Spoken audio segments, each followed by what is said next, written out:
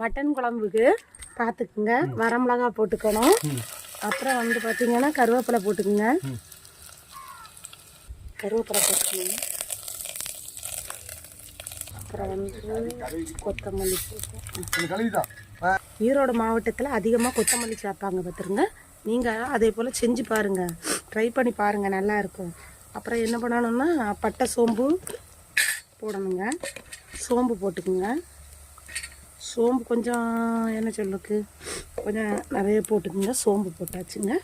கொஞ்சம் பட்டை எங்கள் வீட்டில் அரைச்சி வைக்கல, இல்லைன்னா அந்த அரைச்சி பொடி இருந்தாலே அதே நம்ம போட்டுக்கிட்டால் போதுங்க. சரிங்களா? அப்போது பட்டையை போட்டுக்குங்க. பட்டை 2 கிராம்பும் போட்டுக்குங்க. அப்புறம் நல்லா வணக்கி விட்டுக்குங்க. நல்லா தீயாமல் வணக்கி விட்டுக்குங்க.